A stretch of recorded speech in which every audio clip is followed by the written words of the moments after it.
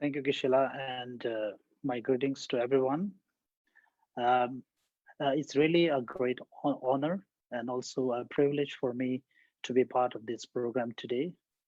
And of course, it's a great occasion for all of us to rejoice and to celebrate His Holiness 85th birthday.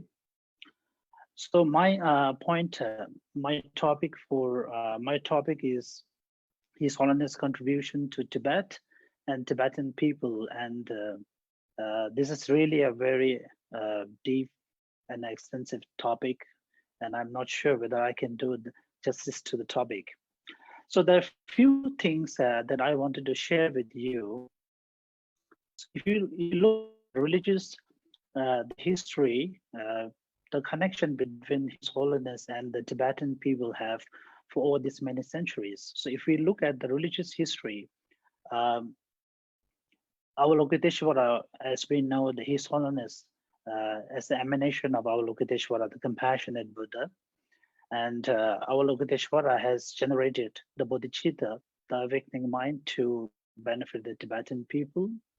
And over the years, from the first Tibetan emperor onwards, if we look at the political history, from the first Tibetan emperor onwards, so there are many references where His Holiness, as emanation of Avalokiteshvara, has taken many reincarnations in the form of different emperors and different rulers to benefit the Tibetan people. So this we can find in the general history. Then as we usually say that Tibet Tibet and Tibetan people are a kind of a special disciple or a land for the blessing of Avalokiteshvara. So that's why we Tibetan people usually say that even nowadays we are very proud that we are more compassionate compared to the other people. And His Holiness always proudly say that as a Tibetan peoples are, when they go to all over the world, in every country, they are welcomed and appreciated by all the communities in the world, as and Tibetans are considered to be warm-heartedness and more compassionate and honest. So these are the few really great qualities that are embedded as a Tibetan. And I think there is a direct relation between our this great compassionate qualities and His Holiness being our great leader over these many decades. And another example that we used to say as a Tibetan people is that for a Tibetan child, you don't need to teach them how to say the 6-syllable Mani mantra. So as we are born, and when we are about to, when you know to say things, so you automatically learns how to say Om Mani Padme Hum. So that itself shows that we are blessed with His Holiness, kindness and compassion. So this is really a great privilege that we have. And then if we look at the reincarnations of Dalai Lama, from the first Dalai Lama till the 14th Dalai Lama, and if you look at the various contributions, so there is no time to go into detail. From the first Dalai Lama to the fourth Dalai Lama, the contribution has been very specific to spirituals, preservations of the teachings. And if you look at the different, if you look at especially the first Dalai Lama, the seventh Dalai Lama has been great scholar, including the fifth Dalai Lama. Then the fifth Dalai Lama onwards, so the fifth Dalai Lama has took the responsibility to unite the whole Tibetan provinces into one country. So that is really a very important point in the history of that, both politically and spiritually. And then, of course, we all know about the contributions of the 13th Dalai Lama. And as Kishanamtal mentioned earlier about this great, the movie of the great 14th Dalai Lama. So in this movie, there was a short clip which actually described about this moment. And His Holiness personally speaking, while the 13th Dalai Lama passed away at the age of 57, though even at the age of 50, he doesn't show any sign of aging. And then there was a need for the 14th Dalai Lama to come at that time to take care, to continue the responsibilities at a very critical time. So This is really a very important part of the whole history. So that is one thing that I wanted to mention. And now, since we came into exile in 1959, of course, the contributions of His Holiness is something that I do not have to say. To summarize, we can say that whatever we are today here, whatever the situation that we are here, it's all due to the blessings and the kindness of His Holiness. And as His Holiness himself used to say that the first major step that His Holiness took as soon as we are settled in India is to establish, to start the schools and the monastic institutions like the great three learning centers of Sera, and Dribung. And this important step, I feel that it tells us a very important reason why the Tibetan cause becomes important. It is not just for the Tibetan people. It is not something limited to the religious point of view, but something much more than that, something which could benefit the whole world. And I remember once that Professor Samnon Rinpoche once said that this the time is actually very critical for all of us, that we have to work towards Tibet's freedom. But when we speak about Tibetan's freedom, we are not actually speaking about the political freedoms or independence, but an opportunity to preserve our cultures and the traditions that we have inherited over so many decades. That could really become very benefit for the whole world. So that was the main concern, the main reason that Tibet's independence and the freedom movements becomes important. So that's one point that I wanted to share. And of course, among the 4 commitments of His Holiness to work for the Tibetan cause is considered as His Holiness considered this very important part of his commitment. And next thing I wanted to add here is, if we look at all these decades, even Lord Buddha's time, though the Buddhism has flourished in India at that time to the great far different countries, but if you look at the sutras also, it seems that the audience of those teachings of the Lord Buddhas were mainly the Sangha communities, the great hearers, the great bodhisattvas, so the great Pradikya Buddhas that we can read from the sutras. And I feel that, and also over the many decades in Tibet also, the direct audience or the community that the Buddhist teachings, and especially the philosophical studies, the in-depth studies of the philosophical systems, were actually preserved and done by the monastic systems. And His Holiness is pioneering in this field, where he brought these valuable teachings, which spread into 5 treaties, to the general public.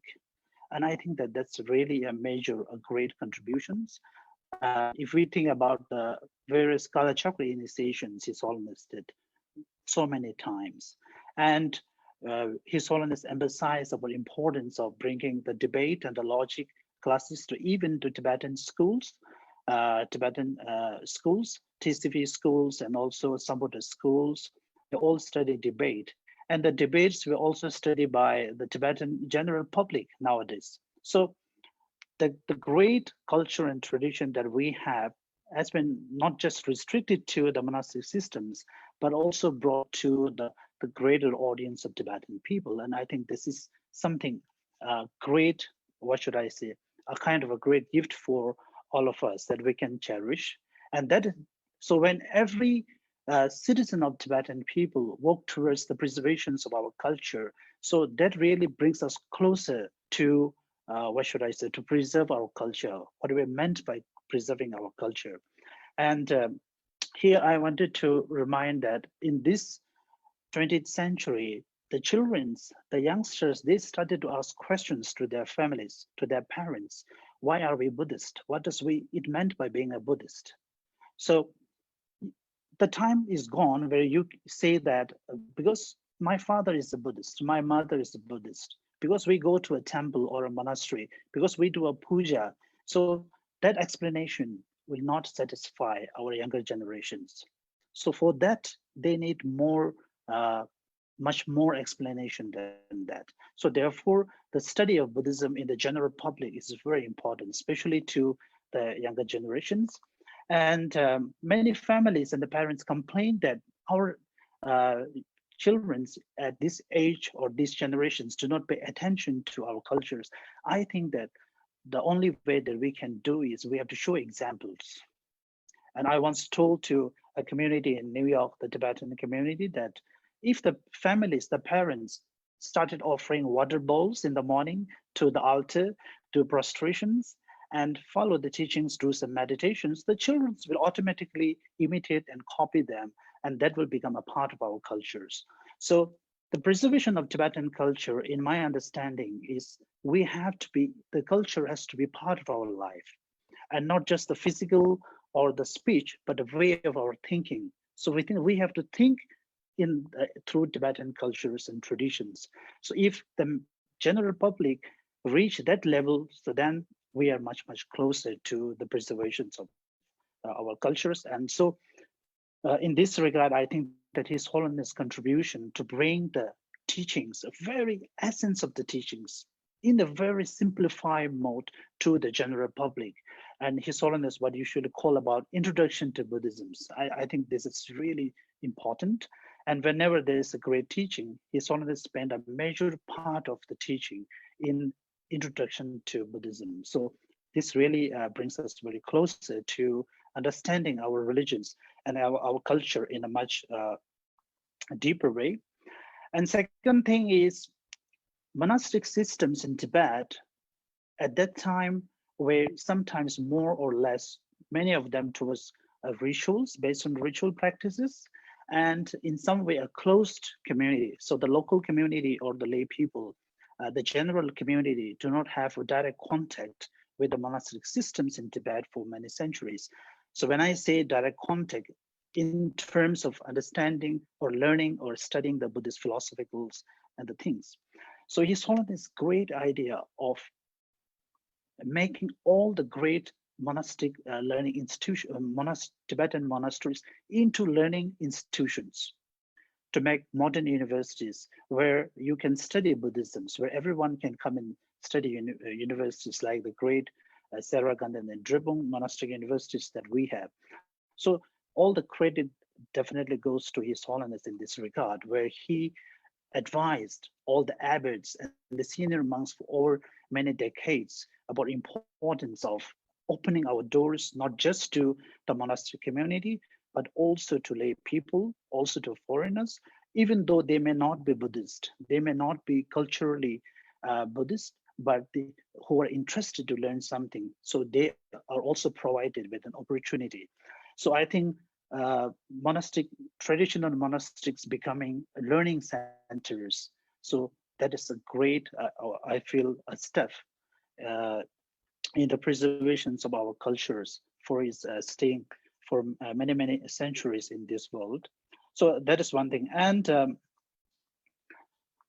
another point that I wanted to add here is for Tibetan's contribution, His Holiness contribution to Tibet and Tibetan people is actually not limited to the Tibet people in Tibet or in India, even the Himalayan regions, from the Ladakh to Arunachal Pradesh. If you look at this, the critical,